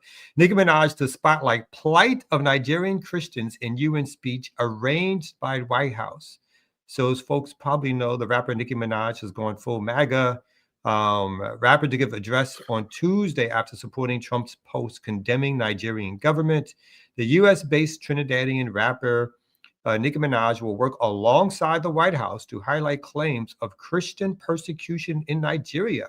Minaj is expected to deliver a speech at the United Nations headquarters on Tuesday, according to a Times journalist who spoke, who first posted about the collaboration, adding that it was arranged by Alex, I think, Bruitz, an advisor to Donald Trump, responding to the ex post. The U.S. ambassador to the UN confirmed the plan, describing Minaj as not only arguably the greatest female recording artist, but also principled individual who refuses to remain silent in the face of injustice. I'm grateful she's leveraging her massive platform to spotlight the atrocities against Christians in Nigeria. I look forward to standing with her as we discuss steps the president and his administration are taking to end the persecution of our Christian brothers and sisters, he added. Minaj later confirmed the collaboration, writing, "Ambassador, I am so grateful to be entrusted with an opportunity of this magnitude. I do not take it for granted. It means more than you know." Is she Mhm. is she Nigerian in some? Is there some? No, she's Christian.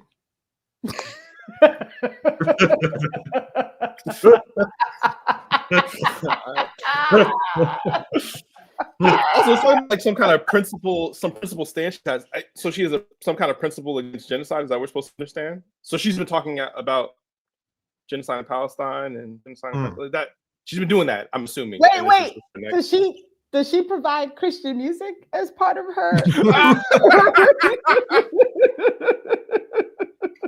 Was WAP not a Christian anthem?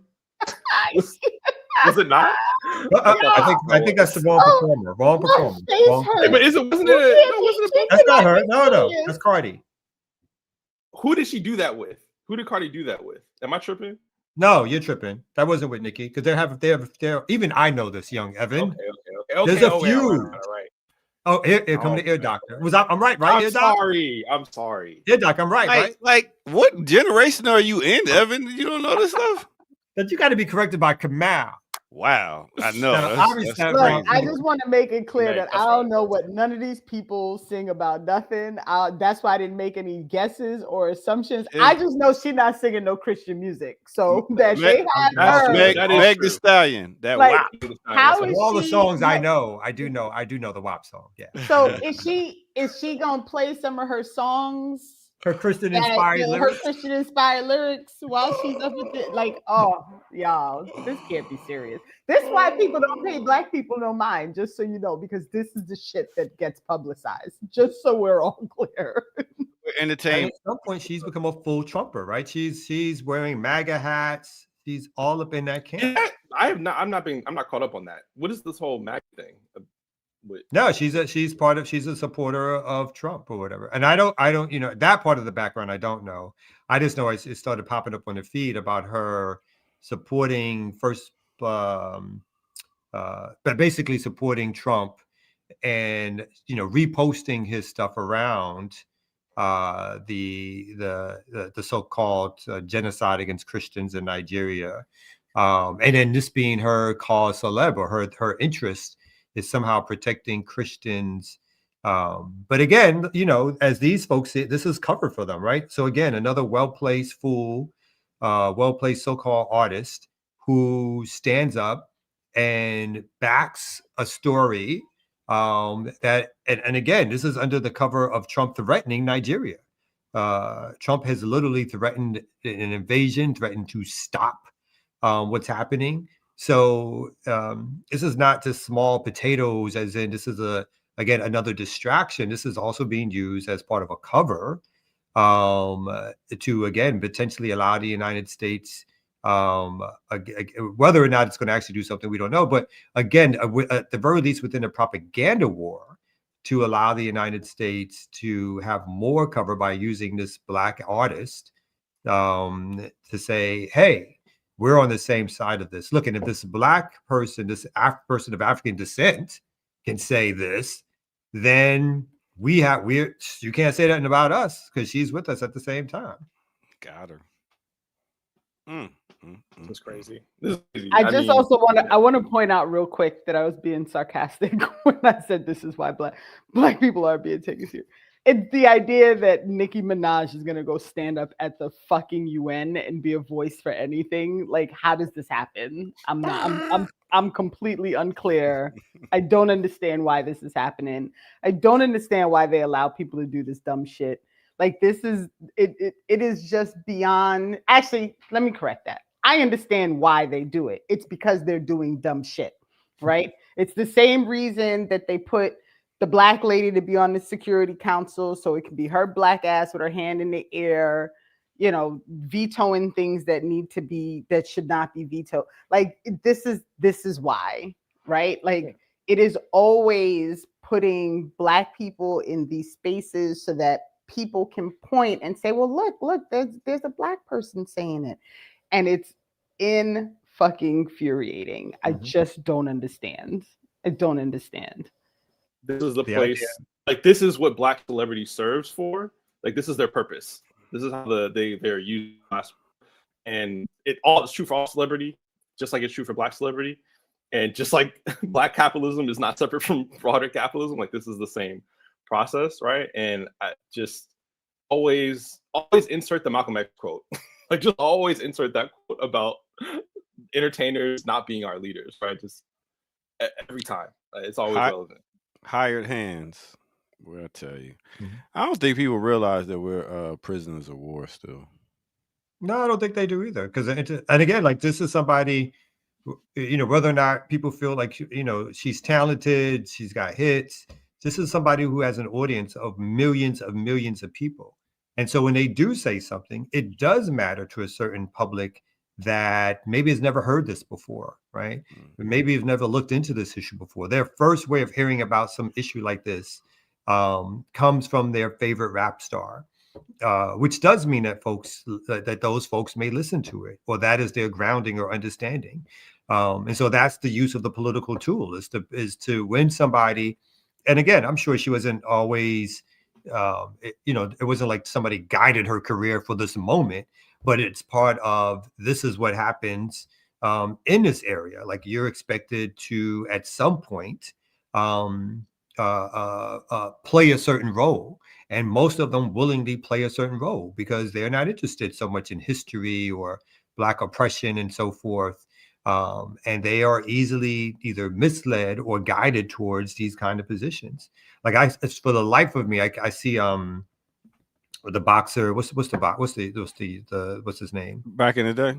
No, undefeated. Floyd Mayweather. Floyd Mayweather. Like, he is a stone cold Zionist. Yeah, a stone cold Zionist. And the only thing I can think about is, like, maybe his handlers were Jewish and they filled to his head with that early. But he's taken on trips. He's taken, continually. And look at again the mayor of New York, a different figure, but a political figure.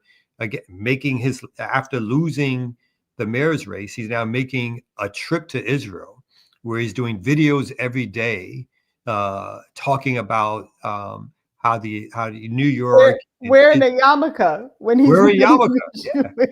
Where was Eric Adams? Yeah, he's in Israel as we speak. He's in Israel right now. Yes. He posted a thing yesterday talking about him being, he's always going to be here for Israel, and the biggest thing they can call him is brother.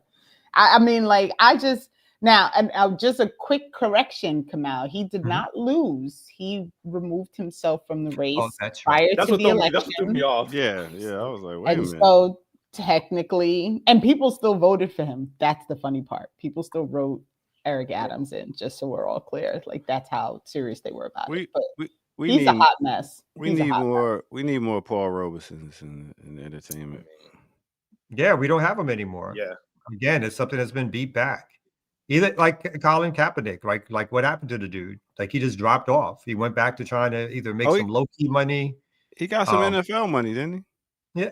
I think he got some money. He does a couple of good things, but those are like, he does like low-key things. He pays for the funeral autopsies of people who've been abused by the police or died in police custody. I'm not saying it's not a good thing, but it's not the fervor of an outspoken person who's been radicalized and then trying to share that knowledge or information to the way in which either he projected himself for a time period, definitely a way in which he was projected by the media. And so again, I'm not necessarily comparing Eric Adams as a political figure, but in some ways, definitely an entertainer also. But again, a captured Black face who serves for imperialism and always been such, right? Since his days as a New York cop. He actually, you know, at one point he tried to use the issue of police brutality as a way to get himself closer to the Black community, starting an organization that was like Black Cops Against Police Brutality or something like that. So he has attempted to move himself and as some paradigm of protecting the Black community, even as a cop. And you can see here, we'll play this video real quick. He's with his NYPD hat on as he makes a statement about his trip to Israel. Hey, New York.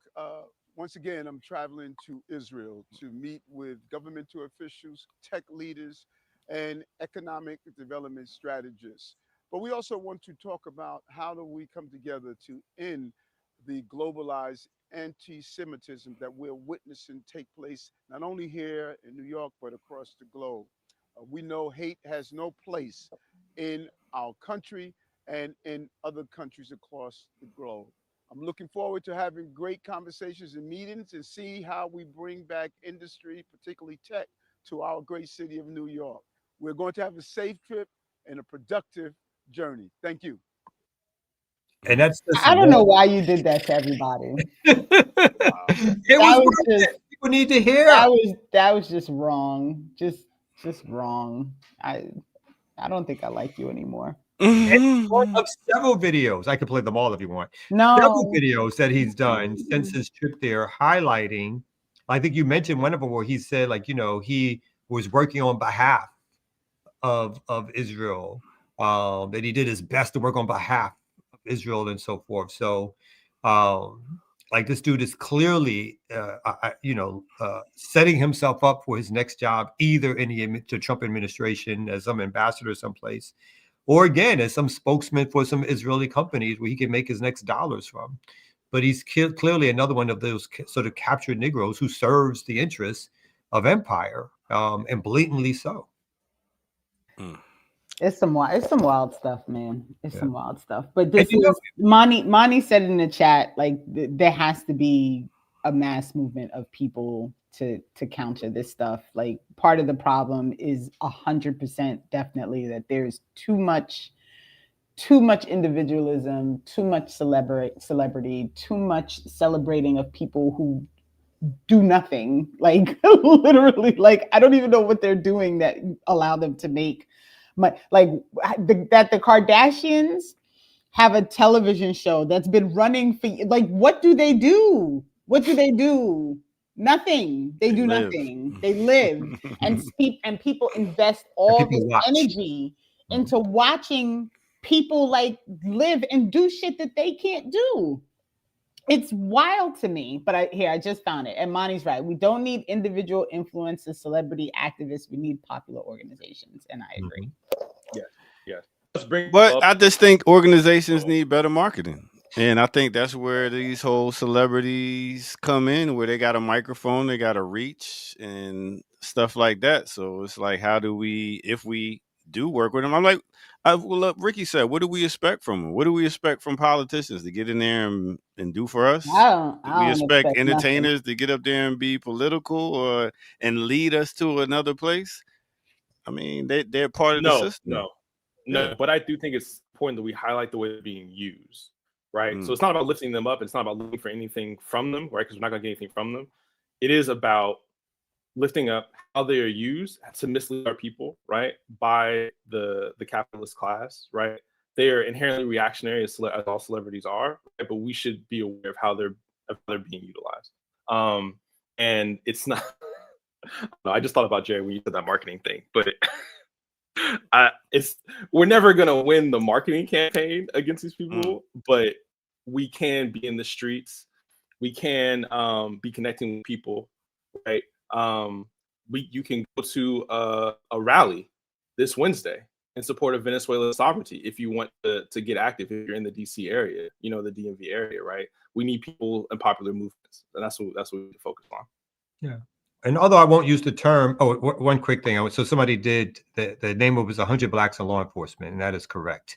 For the organization that that Adams was a part of and or helped start, probably like now 25 years ago or whatever, where I first encountered him as a New York organizer.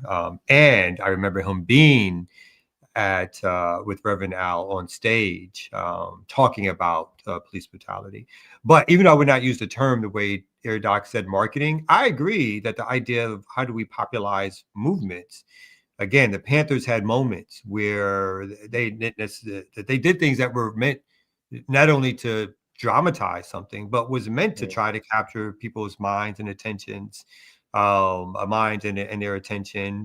When Malcolm agreed to do the CBS produced so-called documentary of the hate that hate produced, he knew that they would not get a fair representation by the network, but he did it as a way of getting in front of millions of eyes so that folks could then check out what the nation was doing, who would still see the strong Black force, whether they were demonized or not. UNIA, when they did marches down the street, parades of thousands of people dressed up in the uniforms and outfits of the UNIA, whether or not nurses or military force, it was a way to popularize the movement, to show not only the strength of what they were building, but the way that it gave organization, involved culture.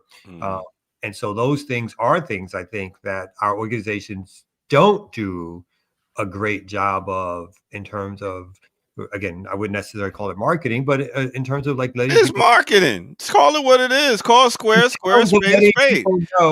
The thing is letting people know what it is that we do, or we all do, and attempting to do it, and to do it with a certain style that gets people to want to be involved. Bruh, if I wasn't on this channel, I would not know about CMB. I would not know about PACA. I would not know about BAP.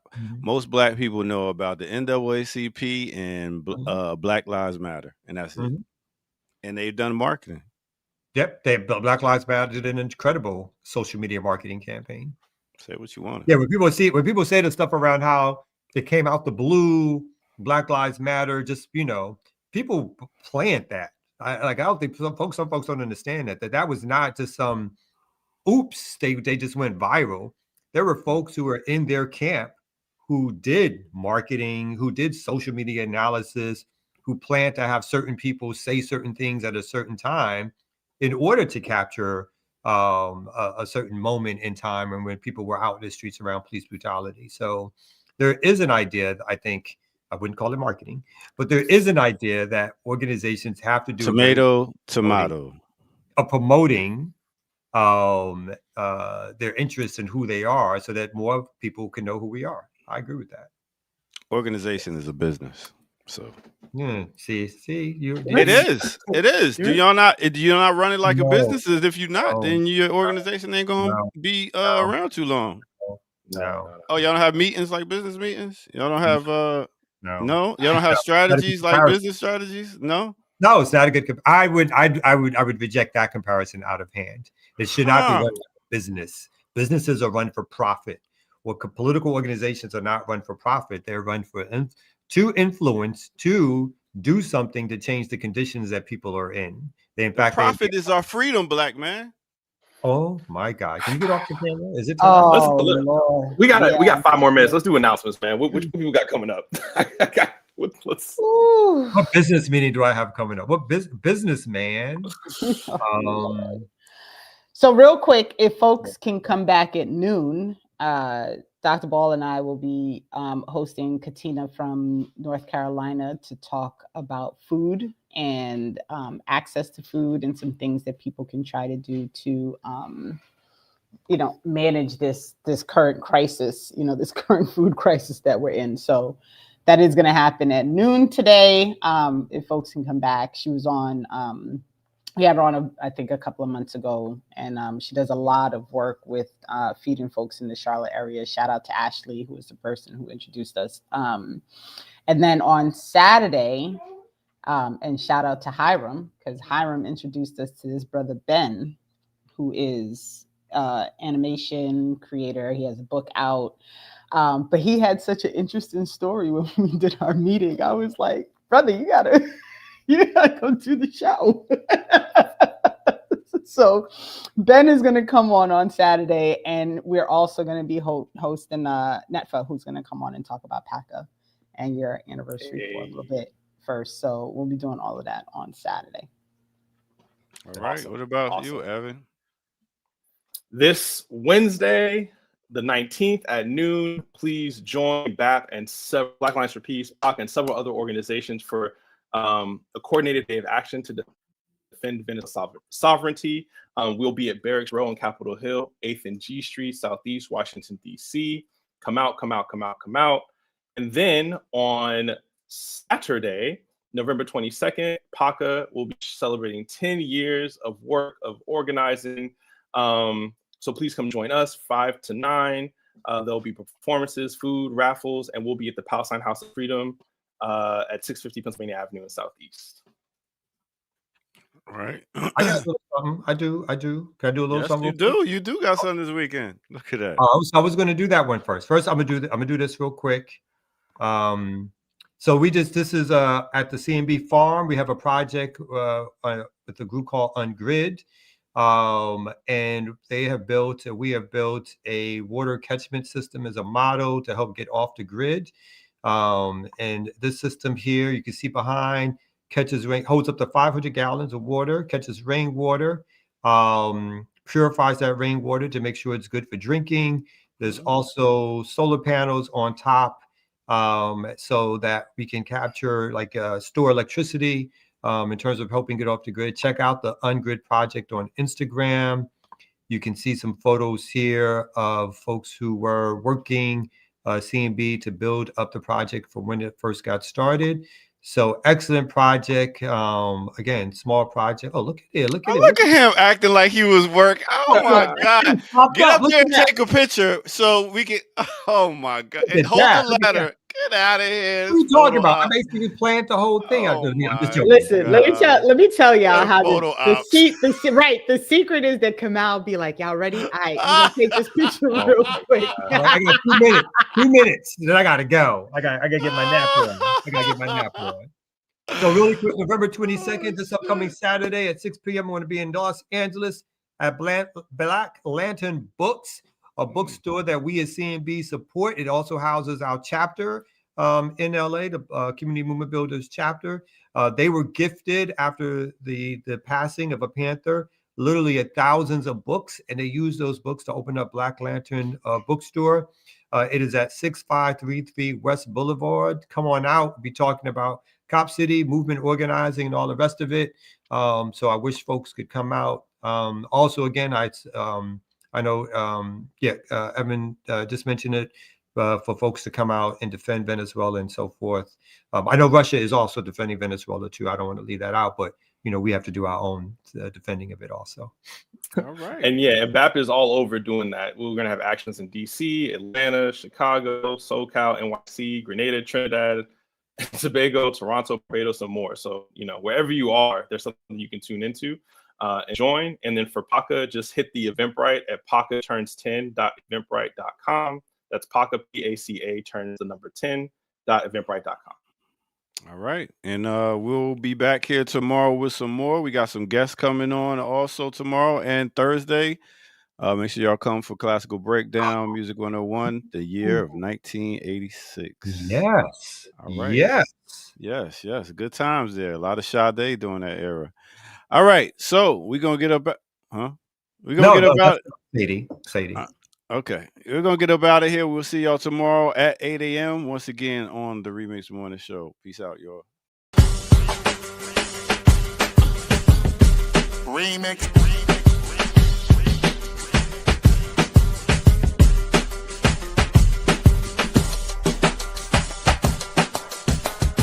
Remix.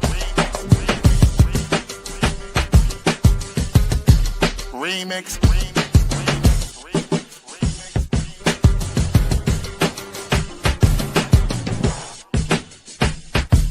Remix.